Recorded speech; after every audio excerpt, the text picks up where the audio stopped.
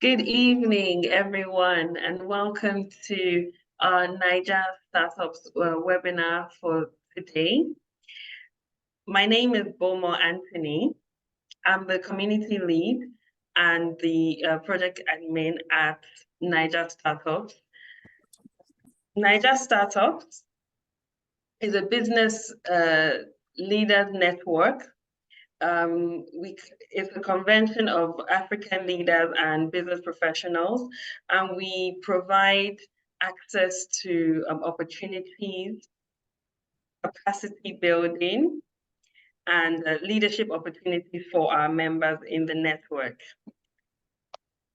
Tonight's webinar session is titled Corporate Restructuring and Business Systems Design. And our speaker for tonight is Eizu Uwaoma. Welcome, Eizu, to tonight's session. And I'll just read his profile briefly. So Eizu is a strategy, corporate restructuring, and management consulting expert. He is the founder of Xavier. He sits on multiple boards on co-founding and advisory capacities. A graduate of mathematics, and he holds 3 masters, a PMP, and a PhD in view. This, amongst many other things, you can see is a very, very brilliant mind, and he's going to be sharing good tips and insights with us today. I hope we're all ready, and we have our notepads to take questions, because we'll be taking questions and answer session at the end. So let's welcome Eizu to the floor. Over to you. All right. Thank you very much. Mic check 1, 2. Everyone can hear me pretty well, right? Yes. Okay. So for 30 minutes, 35 minutes breakdown, restructuring, structuring, and systemization. How would I go about it? All right. So I'll start by sharing my screen. Just quickly to show you guys a very simple pyramid. Right. All right. So this pyramid is really what the journey to the top should look like for most business people. You start from the bottom and you head all the way to the top. Even though when you start from the bottom as an entrepreneur, it seems like you're an entrepreneur, but you're really not an entrepreneur. When you start up, most of the time, because you're starting lean, you're bootstrapping, you probably don't have access to all of the team that you need to run an organization. So you probably wear different hats. You're probably the dreamer, at some point the thinker, at some point the doer in one person. Not a lot of businesses have the luxury to start up having like departments, having a board, probably even having, say, a consultant. And these are all things you must have. So if you don't have that, and you start a business, whether start a business of passion, opportunity, or usually when you start your business, start a business based on 3 things, right? Every business started from the back of 3 things. 1, it's either there's an opportunity, 2, there's passion, or 3, there's an experience. Every business, right? Mine will be a collection of all 3, right? At age 13, 14, I started working in proper law firm. That's like a legal consulting company, and I picked interest in it.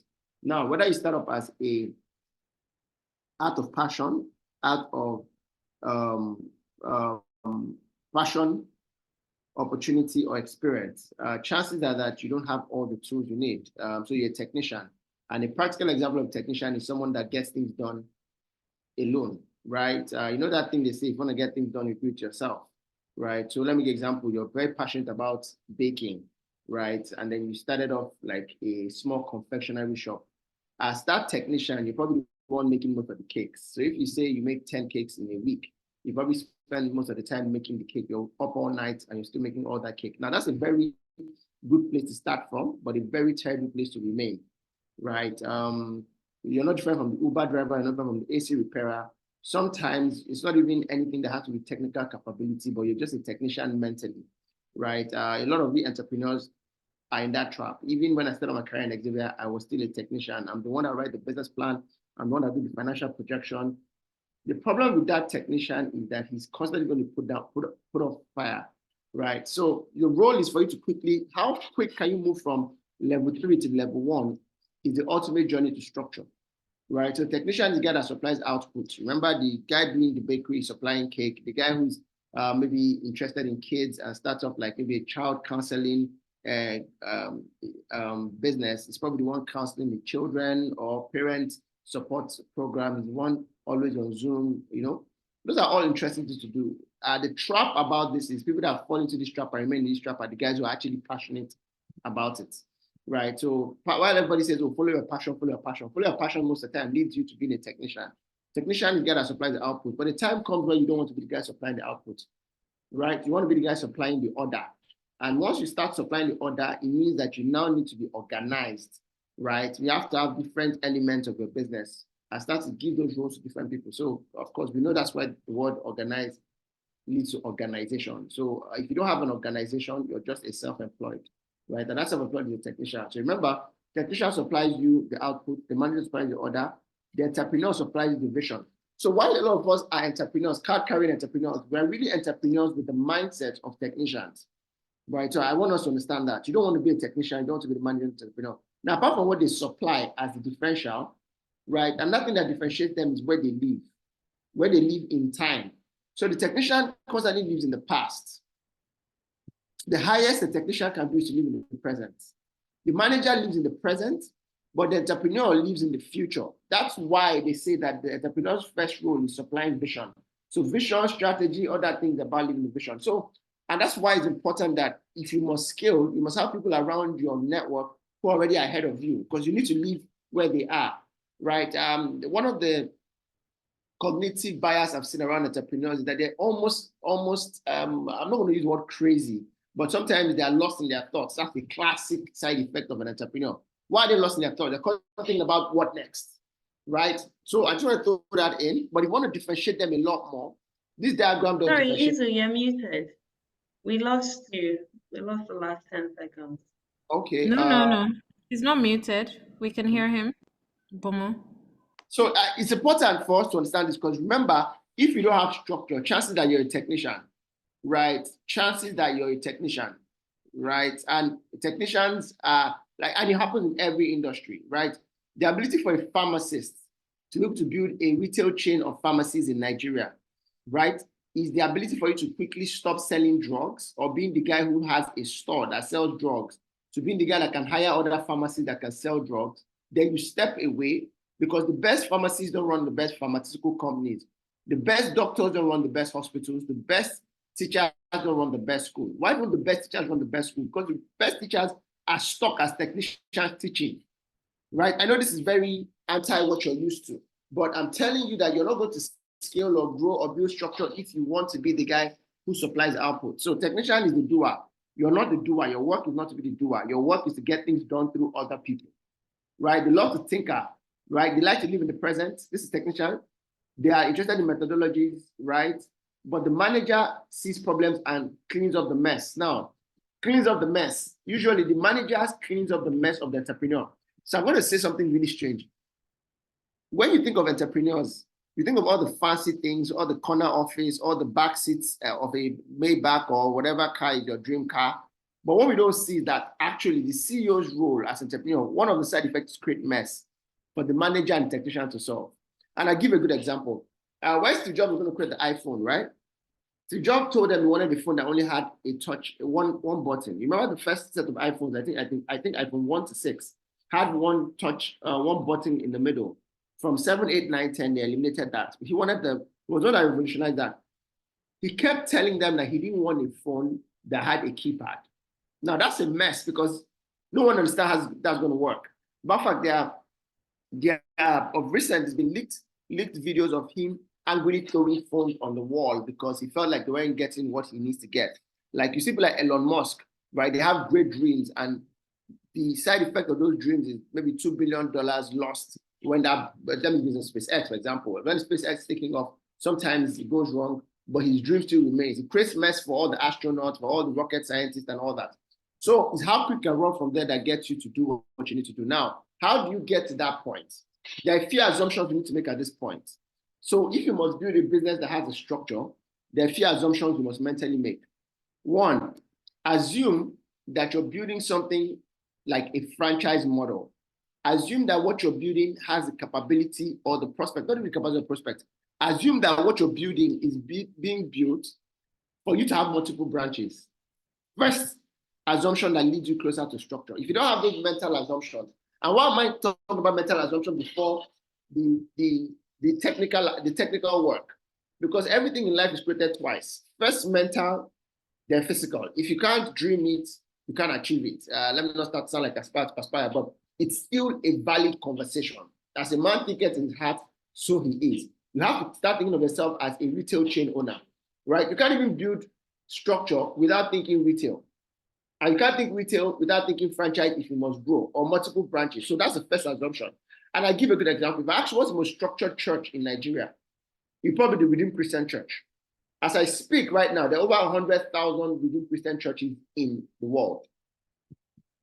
And when you start to think multiple branches, you start to understand why structure becomes a pressing need. Because you're not going to be in, say for example, you're not going to be in 20 stores. I mean, last 2 weeks, last 2 years, my madam, my wife we tried an experiment, right?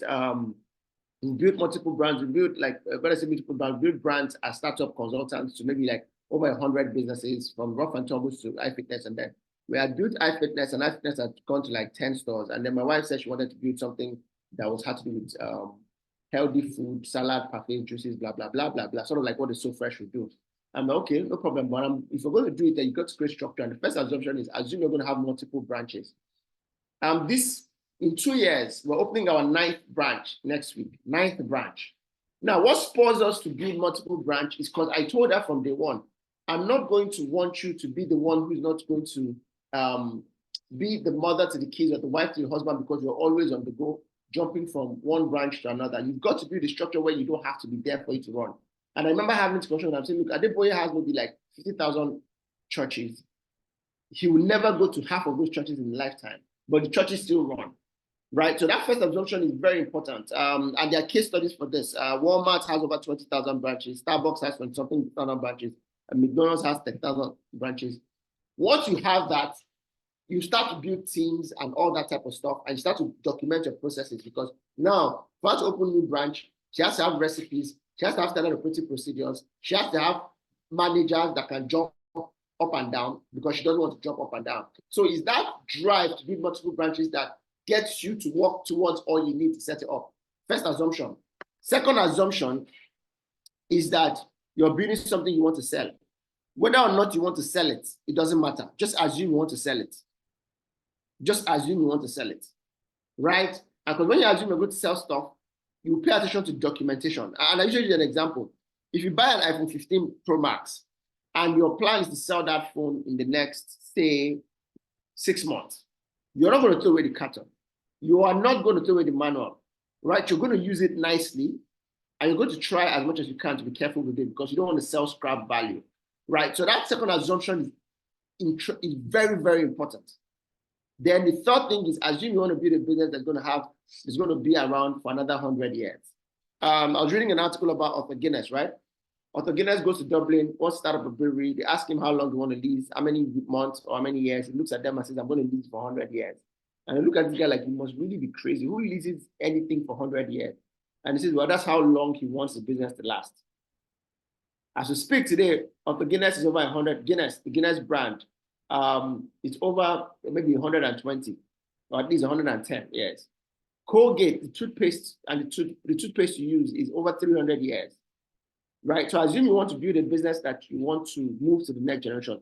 Once you've done those 3 assumptions, now we can go to work. Things you must build. You must have framework for your strategy.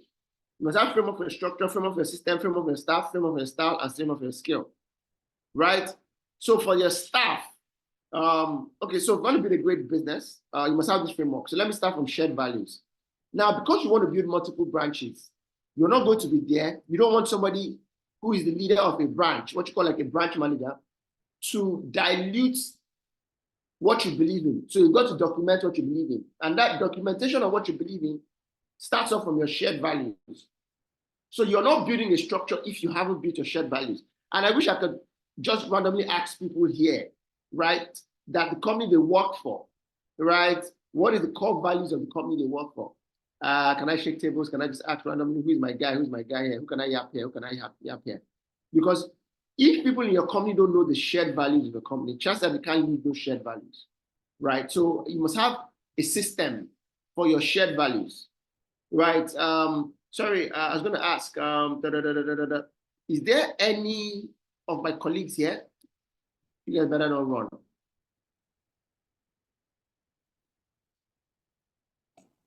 Hi, Eizu, maybe they can put it in the chat. I don't think people can unmute themselves just so it doesn't disrupt.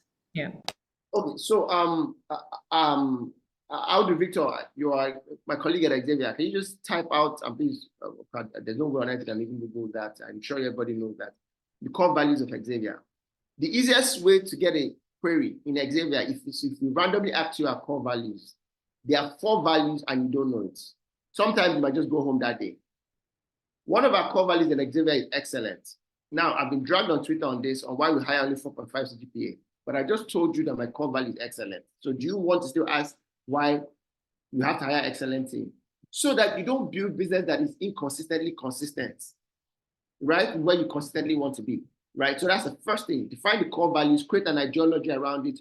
Well, whether your system is to institutionalize aesthetically by creating it on different touch points of your building, maybe like there's a plaque that says your core values, you make it mandatory that people use it as what you call it, like screensavers. At intervals, you do like random spot checks, but that's all about your shared values.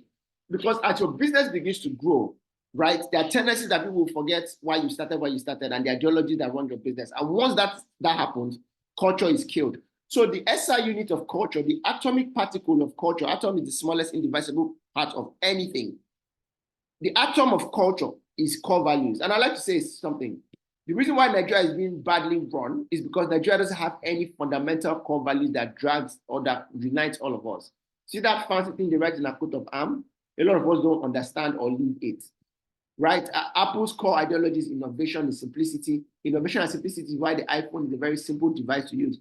People forget that the iPhone was the reason why all other phones stopped having manuals for their phones. If you remember back then, Bryce and Ericsson, there's a big manual. You buy Triumph, there's a big manual. You buy Samsung, there's a big manual. You buy Motorola, there's a big manual. iPhone thought that if it's simple enough to use, why do I need to have a manual? So I've explained that, and I hope everybody understands that. For staffing, right? If you must get right structure, it all starts from the culture, then the people. So let's talk about people. And people is under S, staffing. So if you look at it, you see that this whole thing is called the 7S of building a great organization. Right. So staffing, one of the things you must do in your business is for you to have 3 levels again. So I'm going to eliminate this thing now and not call it entrepreneurs. And I'm going to just show you something, right? So you need to have management. What you call manager is management. What you call technician is operations, right?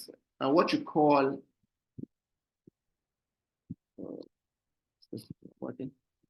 right? So the first one is called so the first one is called operations. The third one is operations. Second one is management of the third one is called board, right? So you're not building anything tangible if you don't have a framework for your team, right? That breaks this whole thing down into, you know what, I can't type out, right? Okay. So the first step to building a great organization, now I'm going to be step 1, step 2, step 3, so that you have bullet points and actionable points for the next day. Right, give me a second. Right. Okay, so the first thing you need to do under staffing is to take your organization and break it down into 3 levels. Right? So let me just call this sort of using like 3 levels of building a great team. Right? So the first thing you must do is, it doesn't matter how big your team is. And I wish there was a case study here. If anybody can drop a chat on the chat section on your business and what you do, I'll just use that as practical case study for the rest of the class. Right? So let me give a good example. Let me use Nigeria Startup. Nigeria Startup as an organization. Nigeria Startup wants to build the structure that doesn't require Aramide. And by the way, Aramide has done amazingly well with Nigeria Startup, right? But let's assume that Aramide wants to build something that is going to last for big. Remember, those 2 assumptions are valid. Aramide will assume that she wants to franchise Niger Startup. Now it's called Niger Startup, meaning that Aramide can build a business that becomes Ghana Startup, SA Startup, French Startup, like sort of like the US, the Open, right? The tennis Open, right? You have the US Open, the French Open, the whatever Open, right? Just assuming. So you see where this whole grammar and theory I was having as question, you can see how practically it works. Aramide says, look, in the next 10 years, what I want to do is build 10 startup brands. So she patents or trademarks the startup community, right? Startup community are registered trademark. So she says, I want to give franchise. This is why that's important. To someone in Ghana, I want to give franchise to someone. You can even start with Niger Startup Africa, Niger Startup, and Aramide, I hope this even makes sense to you, right? Niger Startup Africa. Let's even say she's not trying to patent the startup brand. She wants to patent the Niger Startup brand, meaning that it's still Niger Startup, but in different areas. So let me give an example. Nigeria has 5 countries where diasporas live the most: US, UK, Canada, Dubai, and South Africa. So she says, I want to have Niger Startup in 5 of these, or seemingly, let me just call them continent.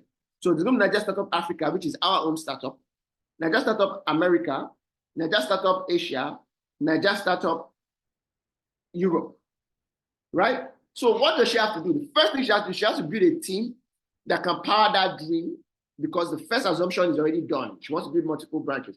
She also wants to build something that doesn't require her presence. She also wants to build something that she can sell off. So there's nothing stopping Niger Startup at some point to sell off to, what's a very big global brand? Forbes. Forbes can wake up and say, look, you know what, we want to buy up Niger Startup as the community arm of Forbes Africa. Do you see where it probably took her like maybe 100K USD to build? By the time Forbes wants to buy, Forbes is buying it for $20 million. Good business, right? Took her 4 years or 5 years to build Niger Startup into a $1 million business, and then someone buys for $10 million. Remember, her seed fund for it $100,000. That's a good business, right? So you see where our assumptions start to make sense and come alive. Now, second thing that needs to happen is she takes the team, breaks it down to 3 levels. That means Niger Startup needs a board. There has to be a board for Niger Startup. Niger Startup has to have a management and Niger Startup has to have operations. As I speak right now, my assumption, right, is that there is no board for Niger Startup, right? Meaning that BOMO is operations. BOMO is community management. Community management sounds to me like a head of a department of client service or customer relations. That's what it would be. So there's no finance, there's no, sorry, it's okay for me to do your business as a case study. I just, pardon me, I should have been asked you properly. Yeah, you can, even though I don't know that you're accurate with everything, but yeah, please go ahead. I'll probably not be accurate with everything, but I just want people to get the points from the whole conversation, right? So, so remember, supplying the outputs, right? The guy that supplies the output that we all know as we speak right now would be Boma. Boma seems to me like either in operations or in management, but clearly not on the board, right? So if we're to build a startup, we're going to say, let's take a startup. Let's break this down into 3 levels. First step, I'm telling you now to build a company into 3 levels. Now, let's start to get a board. You don't have to even have an executive or non-executive board. Just start with the barest minimum, an advisory board. Aramide is well connected. Aramide can get literally anybody in Nigeria or Africa on their board. So Aramide says, look, I'm going to get 7 people on the board. 7 people who are going to protect my interests on 7 areas of this place.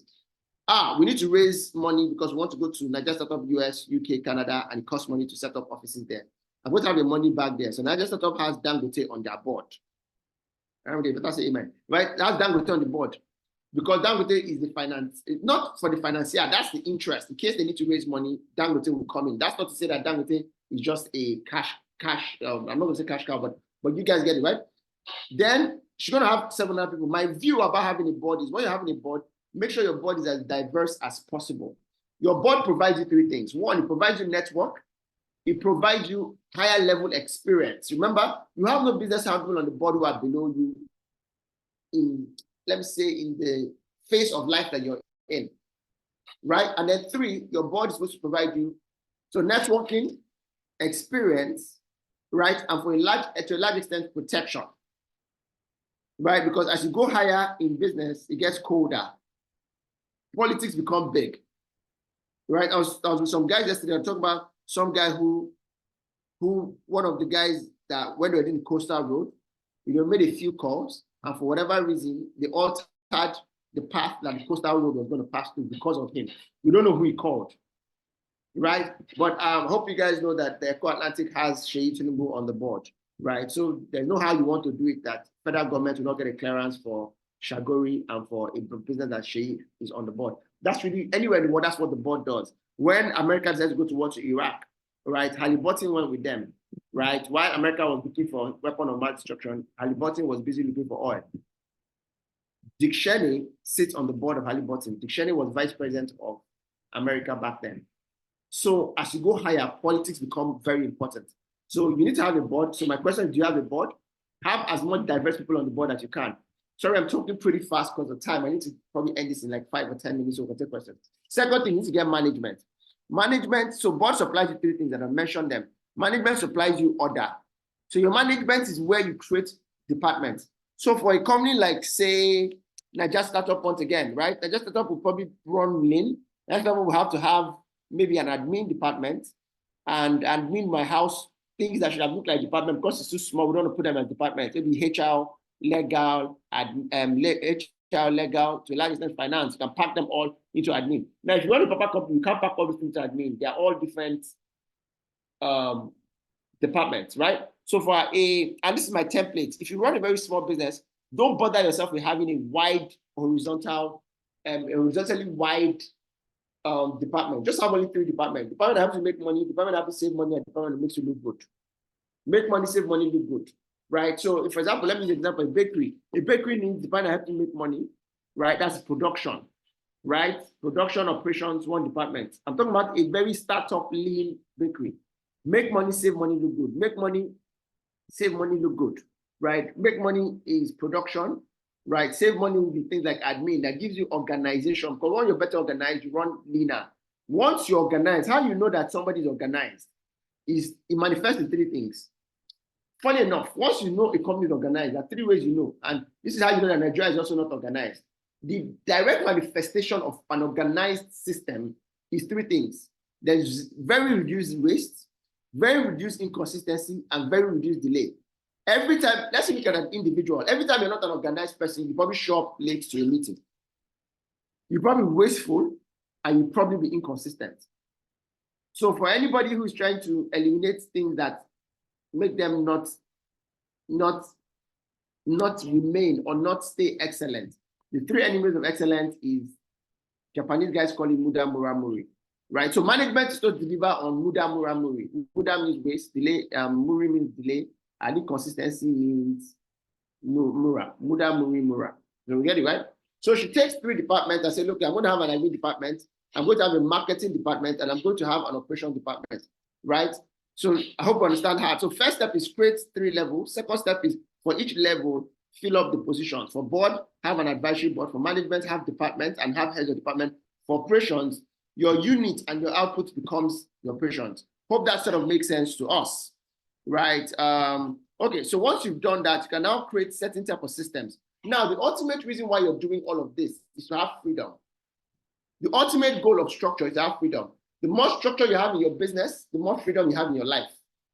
Don't forget why you started a business. Start a business because you want to make a lot more money, travel around the world, help people, empower people, whether as employees, whether as vendors, whether as customers, whether as people in your village, as an NGO, whatever that is.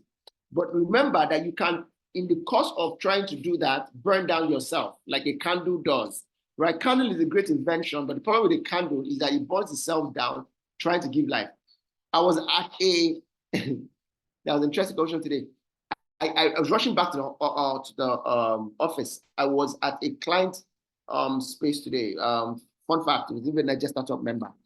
And just spending 1 hour today, I was like, this guy was shouting at different people and they all made sense why he was shouting at them. And I'm like, when the guy just got on the phone, I said, bro, have you checked your blood pressure lately? The guy just, all the staff just started laughing, right? And I'm like, and the real issue is that this guy's high blood pressure is above. I'm like, dude, you can't do this. This is just me in your office for 1 hour. And I'm feeling like this guy is about to have a panic attack or at least a heart attack. At most a heart attack. I can imagine that this is your life every single day. That's why the WHO says that entrepreneurs die faster than employees. And don't forget, it's lack of organization and management. Because first of all, you weren't shouting at everybody. So one of the shouts is, oh, somebody was supposed to be at the office, he called the guy, and then the guy was not available, and actually the guy was, and said the guy went for something, and he's upset. I'm like, first of all, why do they have to tell you when they're not going to be at work? Don't they have like supervisors and bosses? In the management rule, I remember for principles of management, 14 principles of management, one of the principles of management says chain of control and chain of direction and chain of command. Means don't talk to the big boss, you talk to the small boss. So you're the CEO of the company. Why does an office assistant have to come and meet you as a CEO to say that he's not going to be at work? What happened to his supervisor? So you see, there's no organizational structure because there's no corporate, there's no management, no operations. This guy is the operations. Right, so we get it, right? So that's pretty much what you need to do. So now there are a few systems you must create. So remember, once you draw that three levels, you can now create your corporate, your management, and your operations, right? And at the operational level is where outputs happen. And the output level is where money exchange hands, because one of the departments on output is marketing, right? Marketing is where all the grammar turns into conversions for cash and profits, right? So I hope this sort of makes sense to us. Then, so let me now retrace my steps and just put them in step 1, step 2, step 3. Step 1, break your company into 3 levels. Step 2, for each level, fill up the roles, right? Step 3 is create department. Step 4 is isolate each department and create activities for each department. So let me give you an example. Finance and accounting. What are the activities? This is like step 4, right? What are the activities for finance and accounting? For finance accounting, you need bank reconciliation as an activity, right? You need statement and report as an activity, right? For a lot of companies, account and finance also does vendor payments. 3, right? Receivables reconciliation, sort of sound like bank reconciliation. Payroll. So I've showed like five activities. Remember, step 4 is create department. Step 5 is isolate each department and create activity. Same activity before. I isolated finance and accounts. As you go bigger, finance and account, but for a small business, finance is account, right? Now, let's look at another department. Let's isolate. Say HR. Isolate HR. What do I say after isolate HR? Create activities. What are the recurrent activities in HR? 1, recruitment. HR will always be doing recruitment. 2, HR planning. Right, managing welfare of people, organogram design, CADA design, welfare design, those are all under HR plan. 3, what does HR do? What does HR do? Trainings, that's an activity. 4, appraisals, performance management. So can you see 4 activities? Now, remember, step 5 is isolate the department and create activities. Now, at the activity level, does documentation of the standard operating procedures or best practice of that activity happen? So there's no such thing as best practice for an activity if the activity is not well defined. I mean, that sort of makes sense. So let me get back to HR again. HR, activity 1 was recruitment. So you now say, what is the best practice for recruitment? In Xavier, for example, best practice for recruitment: 1, hire only people that made a first class. 2, hire people who define the role you want to hire for and define the temperament that fits that role. For example, if you want to hire for customer care, we will hire temperament called sanguines. Sanguines are likable, pleasant, life of the party. You need them to smile all the time. You need them in customer care. But if I need to hire compliance, I don't get a sanguine, I get a choleric. Cholerics are direct, straight up, result-oriented, but lack empathy, sometimes lack relationship management. But I don't need you to be the nice guy when you're doing compliance. So relationship management is not the best priority, not the first priority for us. So do you see how I'm always creating my SOP? So step 1 is put out the vacancy, say that the vacancy must have the requirement of you make a first class. Step 2 is when they send in their vacancy, shortlist the guys that make first class, because Nigerians don't used to hear word like Nigerian grammar. Some 2-1 and 2-2 will still apply. Maybe top class will still apply and tell that they will learn on the job. Right? Now, step 3 is do an interview. Step 4 is after the interview, shortlist and reduce the people to the barest minimum. Maybe you want a room for 3 people, get the best 5 in. Step 4, this is SOP, right? SOP definition. So SOP is the step-by-step process of getting an activity done. Right? Step 4 can be take a personality test. Remember, there must be a sync with the temperament and personality with the role. Step 5 is after that, you can now negotiate with them in the last interview. So I know you're the right guy, you're technically sound, you're also a good fit emotionally in terms of temperament and psychology. You don't have any of the three, the so-called dark triad in HR. Three people you should not have in your company: people who are Machiavellian, people who have psychopathic tendencies, and people who are narcissists.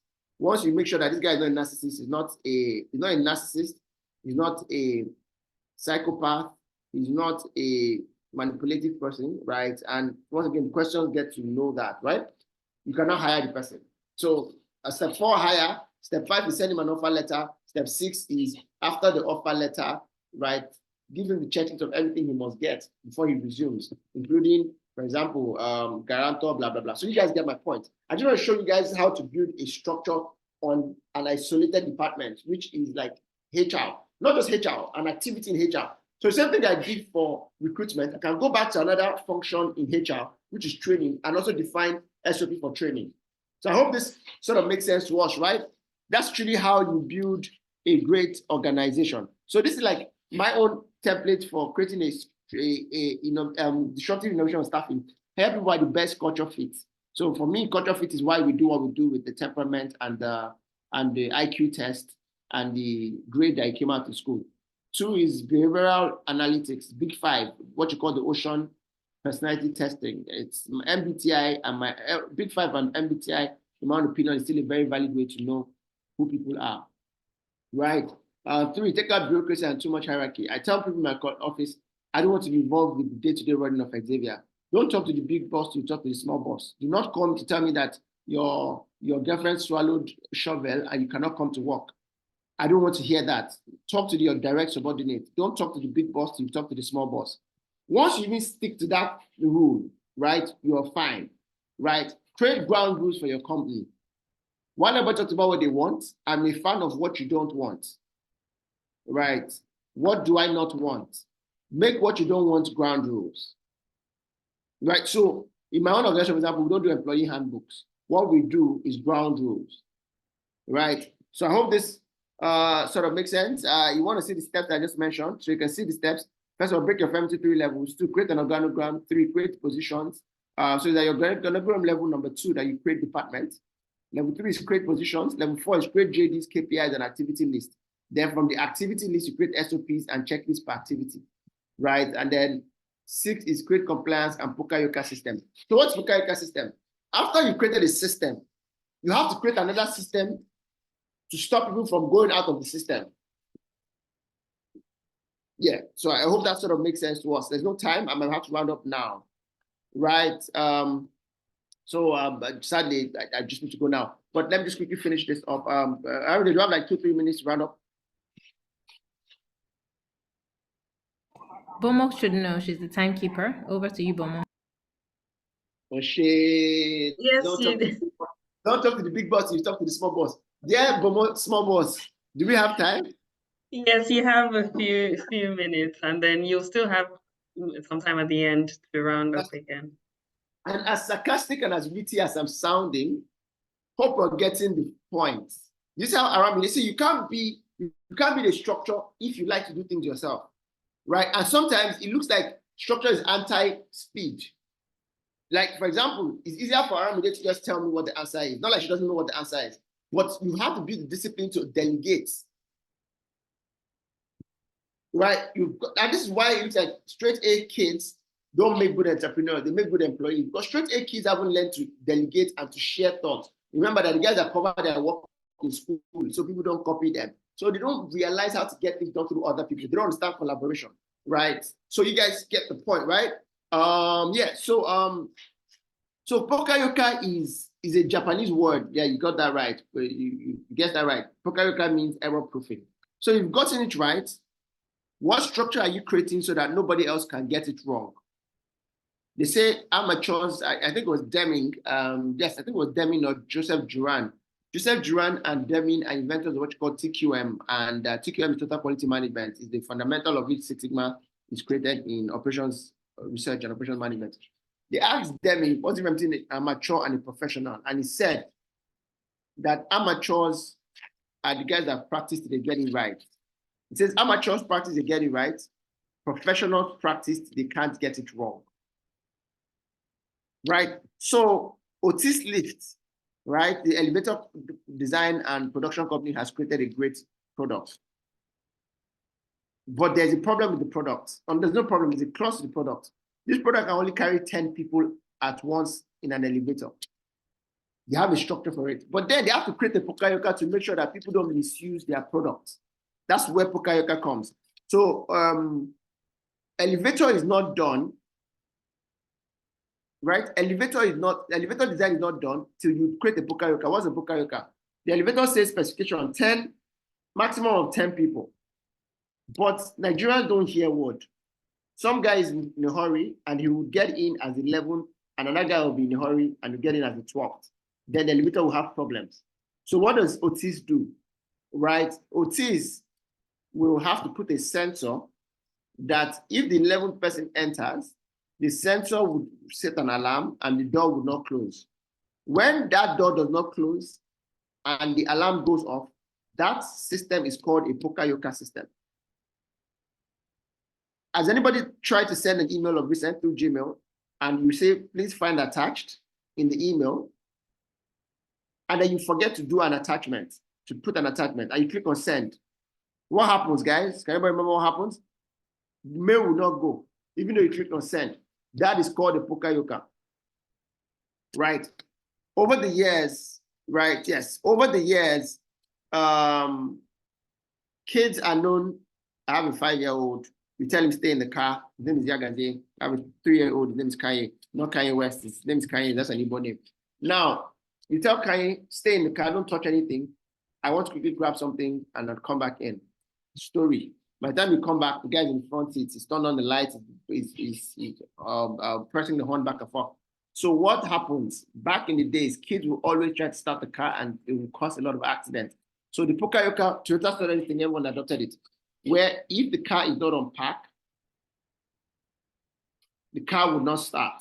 For people that use Tom start, have you noticed that if you don't put your legs on the brake, the car will not start? The assumption for that is if your 5-year-old is supposed to press Tom start, it will not start because your 5-year-old's leg cannot touch the brakes and at the same time touch the thumb. So you've got to create that type of structure in your company, right? Layer on top of layer, right?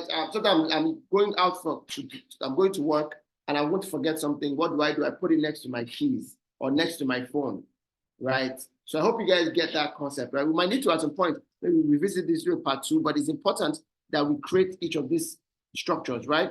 So systems you must create, just quickly. Primary aim system. Primary system is your big vision, your genetic vision. Create a system for it. Personal system. In my house, I have a big mind map that reminds me of where I'm going to. I do what you call vision boarding is the primary aim system. So second thing you must create after primary aim system is what is called a strategic objective system. Strategic objective system is that your aim. How are you going to break it down into objectives, right? Objectives for, I use the balance scorecard to do my objectives. My aims are broken into four things, which is the same 4 elements of balance scorecard, right? Finance, structure, innovation, and experience. The third one is called what you call it now? Organization strategy system. Strategy for driving your own organization, right? Strategy for organization, strategy and system for business. There are 5 systems. There's no time. I can't go into this in detail, right? Then you have your management strategy system. For me, in my own organization, we have 3 sets of ground rules as our management system. We have what we call the shop floor rules. We have what we call the management rules, and then we have what we call the productivity rules, right? For example, there's no way any of my team can ever be in a Zoom meeting without wearing this jacket. It's a system, right? Before you start, show up 5 minutes for the meeting, turn on your video, test your mic, wear your shirt, make sure that every meeting has a minute of meeting. So even though this is a Nigeria startup event, my colleagues just send an email summarizing all that I've said. It's all a system in an SOP. I'll probably just end at this point and maybe take questions in the next 10 minutes and then we can call it a day. Sorry, I'm talking really fast. Too much to talk about in systems and structure. It's almost like a 4-unit course for 4 years, but then hope you guys got value for this. Bomo, over to you. Thank you so much. Expansive. Uwaoma, yes, Uwaoma. Thank you so much, Eizu. That was definitely a lot to sort of unpack. And as you've mentioned, part 2, part 3, please, you're more than welcome. You're invited to give us the balance of this presentation. It's very engaging. I like how you broke down a lot of the, okay, you stopped sharing, sorry, a lot of the points into bite-sized, pieces that we could really take away. And I know that people were engaged. So let's go through the comments and questions. Okay.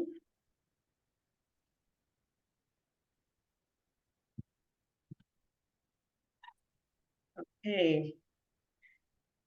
So let me go through questions.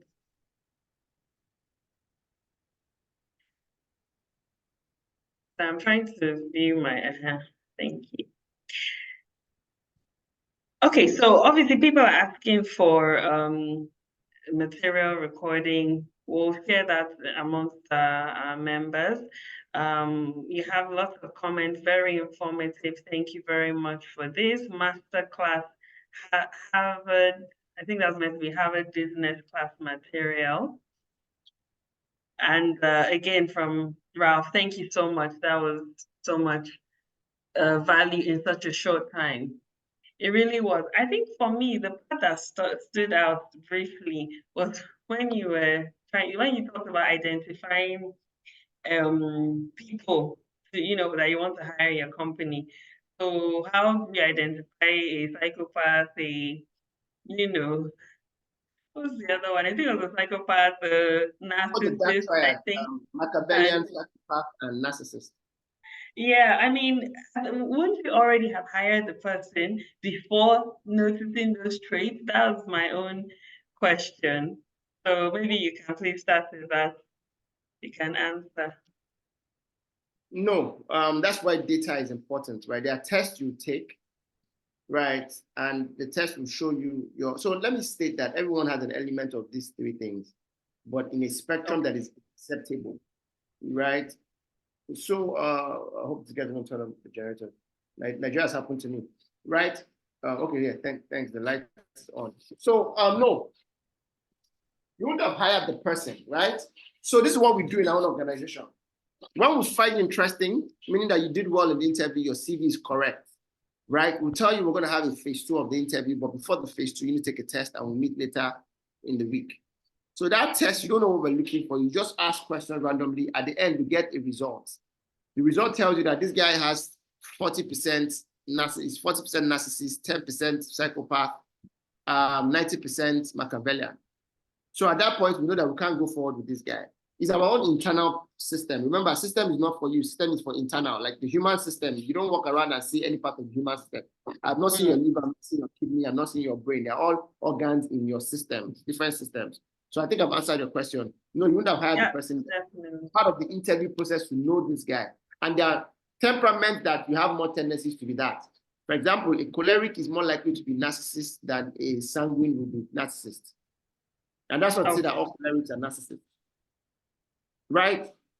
I don't know if that makes sense, right? That does make sense. So we have a few questions. Should I run through all of them and then you'll take them one by one? Or okay. The first one is from Favor. What likely will one offer board members in exchange for being on the board? So what would you offer board members in exchange for them being on the board? Should I take the second question? Okay, let me take it one after the other. Okay. Okay, so what can you offer? This is a small business dilemma. When you get bigger, anybody can be on your board, right? Because you can afford to and you have a great brand. But when you're a small business, like a woman who's maybe baking from her home and she wants to set up a corporate governance, because board is an element of corporate governance, right? It's hard. So I usually tell people start from the known and move to the unknown. You have uncles and aunties who are doing well. They can't say no to you, maybe because they're from your village. You don't want to report them to you don't want them to report to your village people, you don't want to report them to the village people. Start from people you know, family and friends. Sadly, if you don't have that type of environment too, right? Sell them a dream. That's why I listen. It doesn't matter who you are. You must be a dreamer. You must be able to articulate your dream and sell it to someone well enough. I mean, Steve Jobs sold Scully, the dream of Apple. The current day Apple wasn't just built by Steve Jobs and Steve Wozniak. Scully was there. Scully was the head of Pepsi worldwide. When he decided to leave Pepsi to work in a small garage type business, how ambitious are you selling to them, and how believable is your dream? So one, you can sell them a dream. Two, you can sell them a relationship. Three, men are in sizes. You can appeal to something that they need, right? There's a particular person I know, I don't really know the lady very well. I think they're cousins, who has Obasanjo on his board. I think Obasanjo is too big and high up there. But then anybody that knows Obasanjo knows that OBJ likes to hang around, like he likes to be young, like he's very active. So maybe I was telling the lady that maybe the reason why Obasanjo wants to be on your board because he wants young people who can bounce off ideas, right, from. Right. So everybody are different sizes, right? We're all in different, like I have a mentor who's I'm trying to talk to get on my board now. I can't afford the mentor. He was a former bank MD, he's high up there. But then again, he says, I like the mind power of your young guys. I want to be in meetings where there are a bunch of 20-year-olds, 22-year-olds dropping new ideas.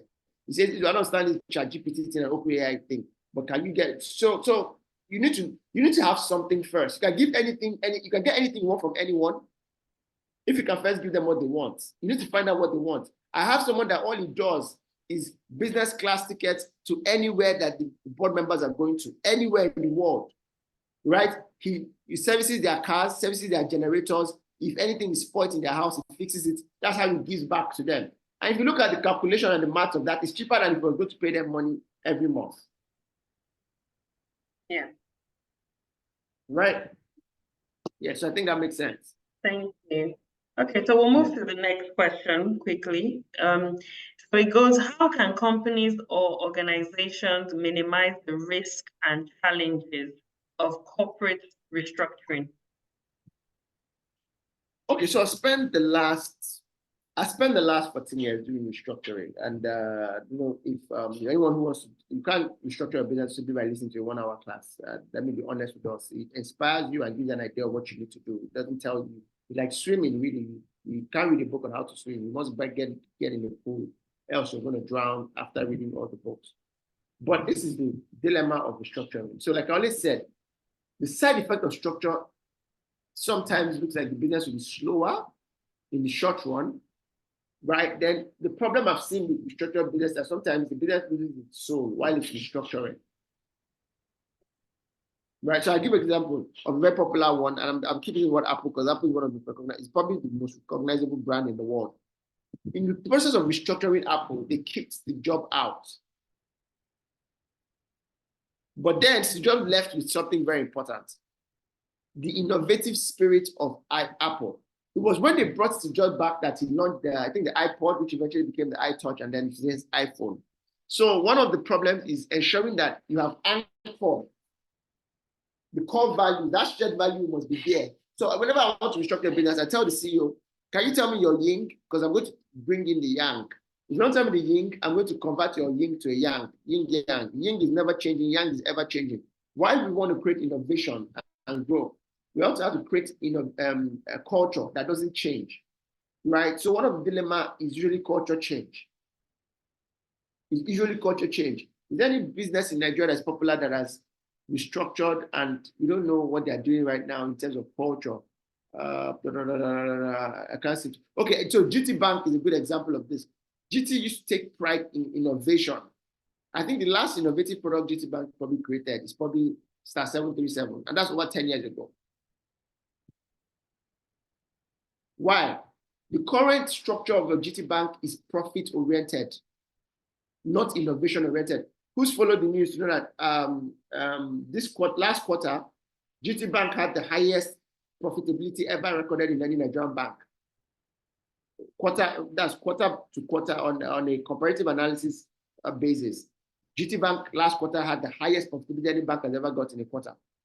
It's 8 o'clock. Right, but the side effect of that is that what OPay, Money Point, and all these guys are doing is what GT naturally should have done. So that's the side effect of innovation. Like David and Goliath, right? You're bigger, you're structured, but you lack speed, right? So I think those are the things you should look out for. Be careful of adjusting your culture too deeply because you're trying to restructure, right? Because sometimes also it might mean taking out some people, but make sure you don't take out somebody who is the soul of the business. Because sometimes you might see, I don't want to be that spiritual or supernatural, but there might be somebody on your team who, you know that story of the Bible where they say because of Abraham, Lot was saved, right? You might have somebody who has a central ideology that is the reason why your company is making progress, not because it comes with that whole good luck, but his disposition is affecting other people with a spirit. That you take that guy out of it, he takes away his spirit. Then everybody's not saying, what is need for me? Maybe he comes a spirit of selflessness and infects everybody with selflessness. Then you take him out and fire him because he's not meeting his numbers, right? But then what happens? Selfishness starts to come in because selflessness has gone out. Everybody starts to say, what is need for me? What is need for me? What is need for me? Everybody starts doing political. Then there's bribery, there's corruption. Corruption now kills you. Hope that sort of makes sense. So things to look out for. And then waste. Waste. The problem with structure is that they create multiple branches, and some of those branches, sorry, not multiple branches, multiple departments, and some of those departments are cost raking, literally, right? Right. So look at Nigeria trying to restructure, and Nigeria trying to restructure, they're creating a bigger government. How does that even make sense? Right? It was restructuring in Nigeria that got us to have 36 states. Right? And now they want to create more states as part of the restructuring process. How does that even make any sense? So it now creates a bigger problem, which is delay, inconsistency, and waste. Right. That makes sense. Thank you. It does to me. I hope that also answered the question for the speaker. Next question. Okay, I'll just take this one because it's a bit long. Okay, from Daniel, right? Thanks, Eizu. My question is, how do you handle transition of people who have been with you from the scratch and now the organization is growing, but they are not growing? What will be their reward system, especially if you want to recruit a new team of experts at the helm of affairs? That sounds to me like a real problem. So let me state something first. Employment is not blood covenant. The fact that they started with you does not mean that they have to go the long haul and all the way to the end with you. Even Moses that led Israelite out of Israel, Israelite out of Egypt, didn't make it to the promised land. Men are in seasons and men are in sizes. So there's a guy who is loyal to you, who's been there when you had only one staff. He was a driver, he was the office assistant, he was the accountant, fine. But he started to grow. He had the second SSE, but he's never gone to do his master, first degree. Didn't even go for extra short courses, right? You bring in experts and you frustrate them with that whole mindset of, we did here before you. Now we be land owners. He has an entitlement. I think you should let people like that go. You can't build 4x4 organization with 2x2 minds, right? You can't make everybody happy in your company. You want to make everybody happy, sell ice cream. So I think that, first of all, have a decent conversation with them, paint the picture where you're going to, and let them know the avatar of the kind of people that will get there. You either change them to be that, or you change them because they cannot be that. When I say that again, you either change them to be that, or you change them because they cannot be that. Like you either change the people, or you change the people. But give them the benefit of doubt by painting the picture where the company needs to go. Tell them and giving them a few weeks or months to align. If they don't align, it's literally a step up or ship out thing. You can't build a 4x4 organization with 2x2 minds. Constantly communicate to them. First strike, second strike, third strike, you're out.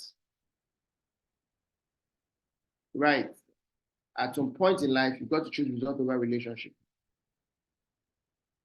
Right. And that's my own personal ideology on this thing.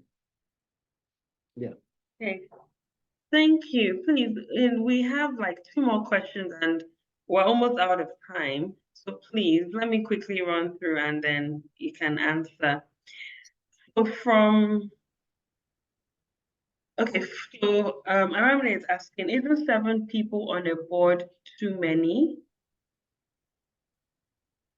Okay, so there's no magic number to it. There's no magic number to it. So remember, the question was in the context of setting up a board, not the actual board. So I like to tell people, start off with 7 people. 7 of them are not going to say yes to you. Maybe 4 out of them will say yes to you. So you're still good to go. If 7 of them says yes to you, you can still have 7 of them. 7 of them are not going to show up in your board meeting anyway, right? We do Nigeria is, if you have the right board, when you attend a meeting is when one of them can say, oh, you know what, I'm on an entourage with the governor to UK, I'm not going to be around. And you have 6 more people. You just need maybe like 3/4 to form a quorum, right? Right. So I like to use word 7 because I think that if you're talking about diversity, you can have maybe a military general on your board, have a clergy on your board, have a deep pocket money bag on your board, have a highly experienced technocrat and consultant on your board. So I already have 4. And each of these 4 people, hope you know that they bring different things to your system, right? Then have someone that is deeply loyal to you on your board, right? That can't bring concern, even if they want to kick you out. Have somebody, or it might be your family member, it might be bae, it might be boyfriend, it might be a girlfriend, it might be husband, it might be wife. But politics is also part of the game, right? So yeah, if you put this 5 already, you already have 5 out of the 7. So yes, there's no hard and fast rule to say that it must be 7, right? But I like to use the word 7, right? Usually you will not get 7, but there are boards that have more than 7 people on the board anyway. Yeah.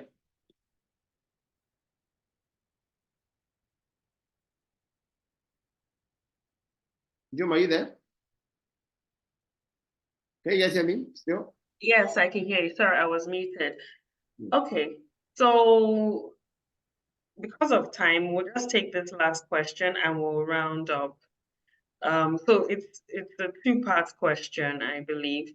What are some best practices for post-restructuring integration and stabilization?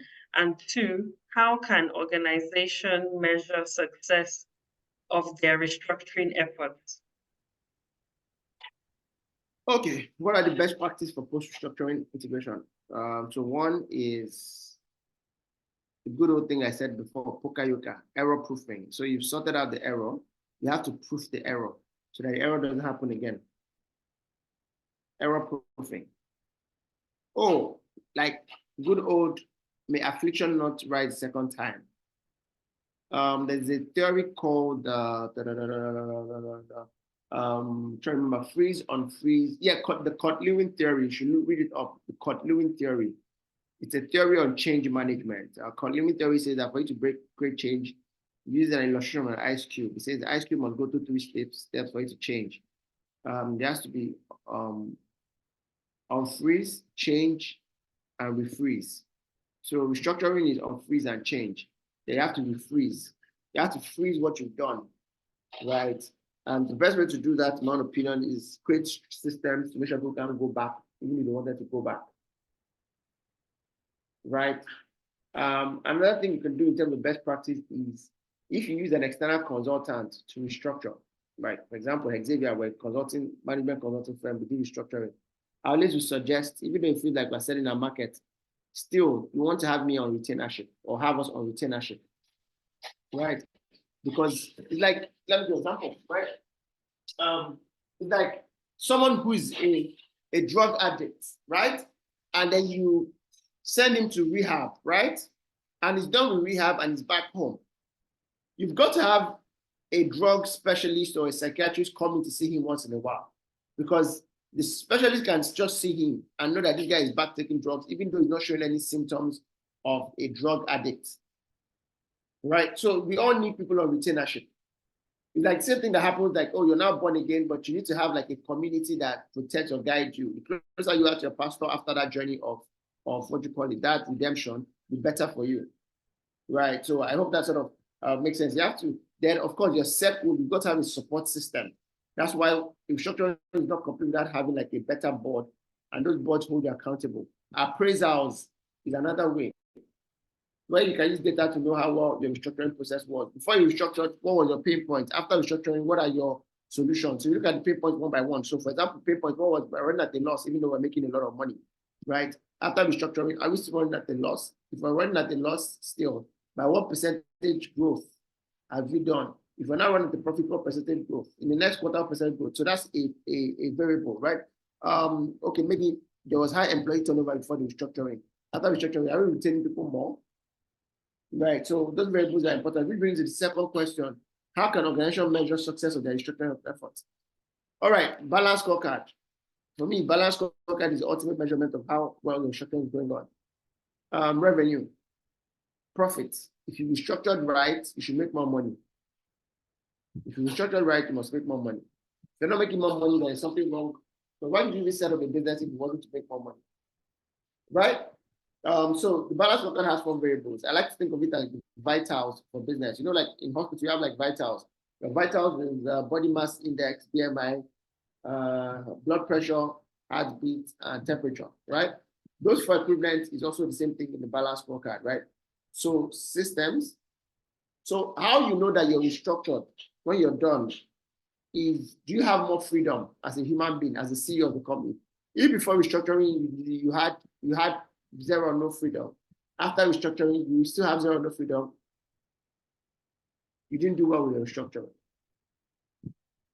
If they still call you up and down for every single thing, then your company is not properly restructured. 2 is revenue or profit. Profit is best, revenue is vanity, profit is sanity, right? 3 is experience. After restructuring, your customers must have better experience than you're having. The customers will have better experience than you're having. Your employees must have better experience than you're having. Your shareholders will have better experience than you're having. And then lastly is innovation. Because you are restructured, you should be up to the next level. You should be doing something faster, something better, something quicker, something cheaper. Hope that helps. Jomo, over to you. I'm probably going to just drop my number if anybody wants to carry discussion further, I want to restructure, and we can take it from there. Okay. Sorry, you said you want to drop your number. In the chat. Okay. Sorry, I didn't get that. Yeah. Okay, thank you so much. So we're rounding up now. I want to just say a big thank you, Eizu, for coming to teach us, you know, in I know it was just an hour, but we're able to gather a lot in that short time. And if you would, you know, agree to come back, we'd love to have you back on the platform. On that note, I would also say thank you to our participants, everyone who was able to attend and, you know, asking questions. Thanks for getting involved. I hope you have enough to take away with you. The video will be made available on our members platform. And if you're not a member of Niger Startup, we'd like you to please visit our website. It's on the screen now. Visit our website, fill a form, and we'll be in touch with you. You can also go on our Instagram page and find out more about what the network is about and how you can join the community. So thank you again, once again, everyone, and we'll see you on the next webinar. All right, thank you too. See you later. Au revoir. Thank you. Thank you so much. Thank you. Thank you. Well done, guys. Bye. Bye. Bye. Bye. Cheers.